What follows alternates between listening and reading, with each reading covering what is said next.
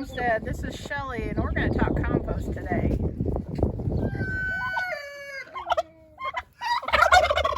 Turkeys are just kind of driving me a little crazy. Do you not like being videoed? Are you not going to do anything because I got the camera out? Well, good. I'll leave the camera on because I don't like being ran over by 3 goofy Tom turkeys. Or Jakes, or whatever y'all are called. Typically, I mean, I guess now because it's... Well, my turkeys just chased me into the garage. Oh my gosh. I don't even know what to do about that, except for I do know that a couple of them are going into the freezer. And my leg kind of hurts. Woo! How ridiculous is this? Ridiculous. It's just ridiculous. And then King comes into the coop and starts crowing like, I hate those things too. Even though he's not the nicest rooster in the world. That's kind of scary. Okay, so I've come out here to get our chicken tractor on steroids ramped back up. There are some things, and when I go out there, if I don't stab a turkey with a pitchfork, when I go out there, I will show you. There are some things in our in our ring currently, the compost ring. I'm gonna flip those things out. I'm cleaning out coops today, gathering leaves, getting all kinds of stuff together to get that ring jump started again, because I think that Randy and I are gonna start building beds today, and gotta have something to put in those beds, right? So, trying to do that the cheapest way possible, but still grow the most stuff, right? So, come along with me, and who knows, we may be harvesting some turkeys today. I'm cleaning out the turkey coop, and I just wanted to show you, because this is all going into the chicken tractor on steroids. So, that's the coop. I scraped all that out. This is a wheelbarrow full of straw and turkey poo. And y'all, as gross as dealing with poo is, this stuff is gold. Once it goes through the chicken tractor on steroids and starts breaking down, hopefully in a month we'll have compost that will then feed our gardens. It's brilliant. Yeah, I just see, this right here is King, and this is our other rooster. We actually haven't named him.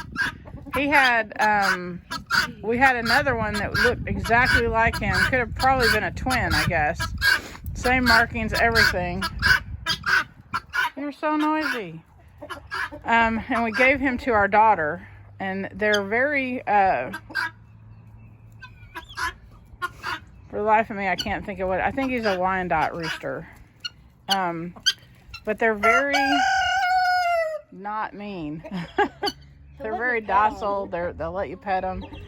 King, on the other hand, is a turd head. However, King, we have watched him, and we've had him since he was a chick. He is very good at his job. He protects all of our hens. He goes and forages for them. Right now, he's getting ready to chase Crystal because she picked up one of our hens, and he don't like that mess. He lets them know when there's predators around. Everything. He's a good rooster as far as doing a rooster job, which is the main reason that we've kept him around, even though he's a turd. So we have to come in here with a pitchfork and, you know, hold it out in front of us. I mean, obviously we have the times turned down. I don't want to skewer my Rooster, but that's the only way to keep him at bay. But since this guy is turning out to be a pretty awesome guy too, King, your days may be numbered. He's also fat. He is a fat guy, isn't he? Just like Denise from Renewed Homestead says, their rooster's name, I can't remember what it was to begin with, but they changed it to Tyson because his days are numbered. So, yeah. I mean, I get that you're a good boy, but, you know, you can't be attacking us. Just like those dorks out there. So anyways, chicken tractor on steroids. This is actually, I mean, obviously the pumpkin's a new addition, but this has actually been out here for about a month, I think. Maybe more than that. I think we might have put this one together like back in the first or second week of January. And it was full. And but it has obviously broken down. We have not come out and messed with this at all. We did bring food out and put it on it for the chickens to pick through, but even them, like, we've had some frigid cold temperatures. And guys, I'm trying to make a video. Or chick.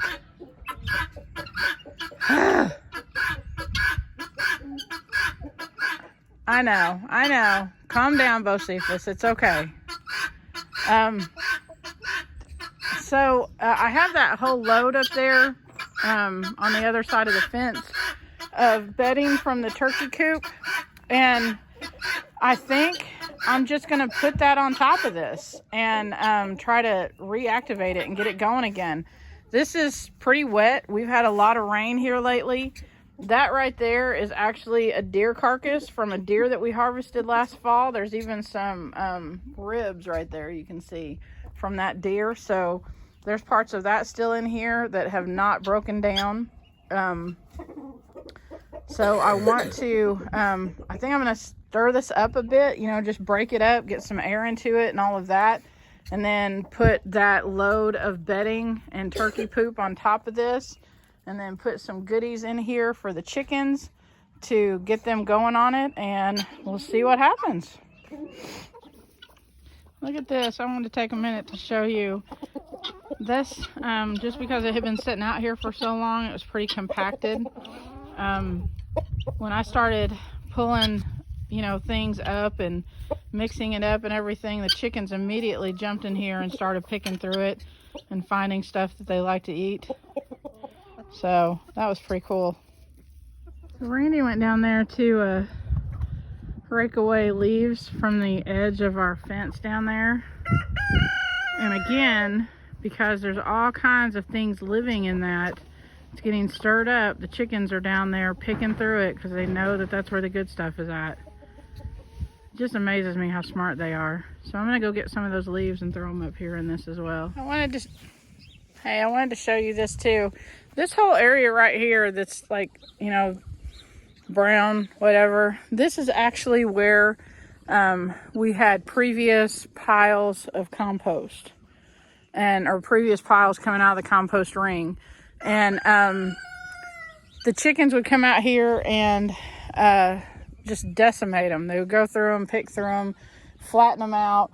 Randy or I would come out and put them back into piles, and we just kept doing that until finally we've taken all of that out and put it into those two beds over there. And but I wanted to show you this, and I know this is kind of gross, but those right there are the jaw bones and the skull, I think, of the pig that we had die last fall. And that is the only thing that's left.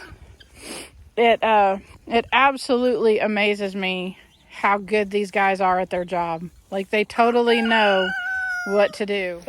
So in this bucket, which we've added part of it to the compost ring, in this bucket I've got some leftovers.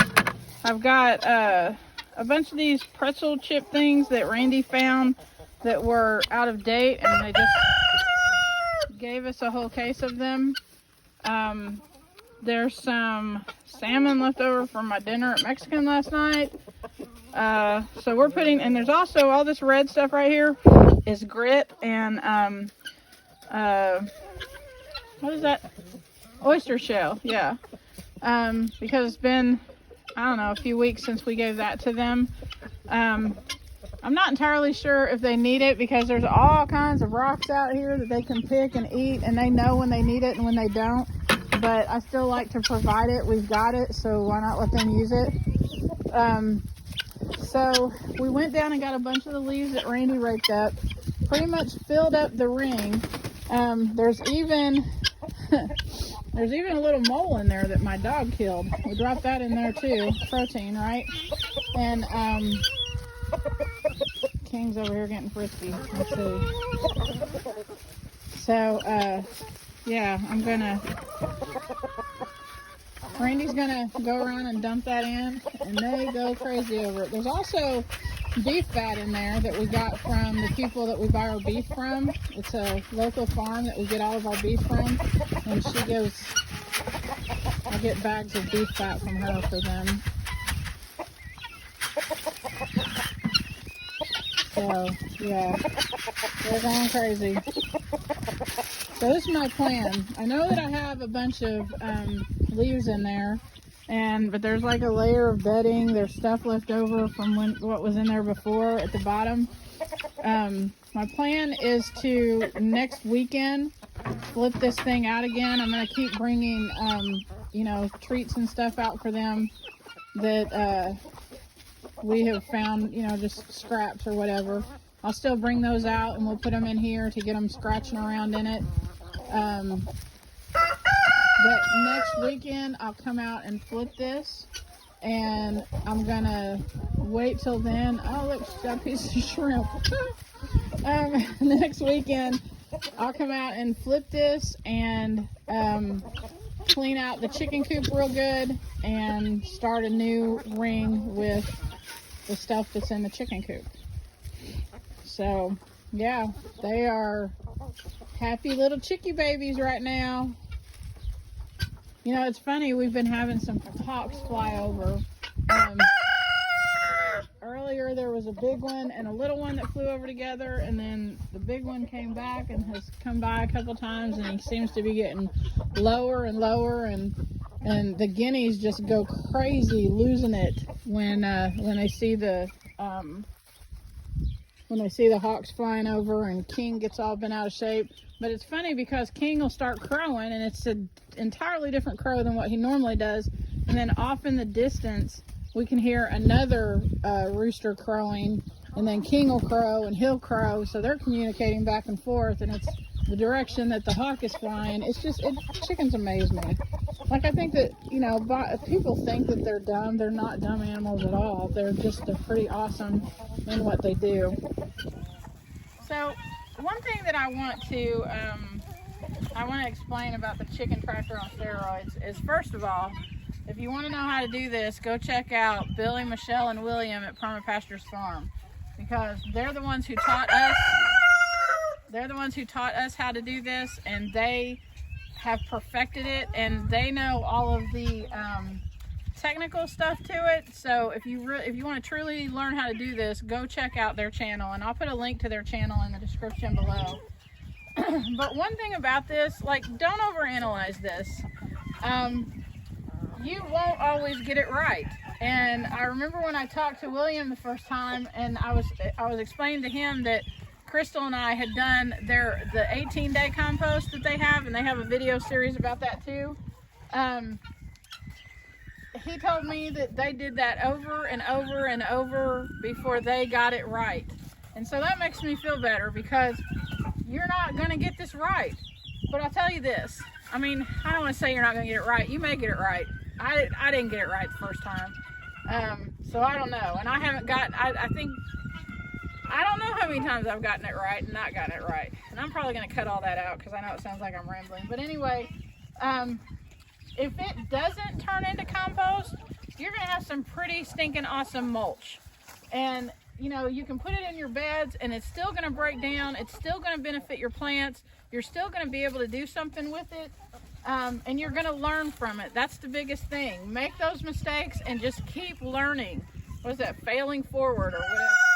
Don't get discouraged and give up, because compost, a lot of times when you go and buy compost from the store or something, or even from a place that you can get it by the truckload or whatever, it still doesn't have the right nutrients in it. It still is not beneficial. And if you're creating your own compost on your own land, then it's suited for your land and it benefits your land. So yeah, give it a try. Even if it doesn't work the first time, give it a try again, and give it a try again, and give it a try again, for real. So we're still trying. Yeah, we're still trying. But I do have a garden bed over there that is full of compost that we made that broke down, and it's just it just thrills me to death to be able to do that. So yeah, just keep on. It'll be okay. So I hope you have a terrific Sunday. The weather here in Kentucky is absolutely beautiful. We're gonna build some raised garden beds, and yeah, just keep on. Y'all have a blessed day.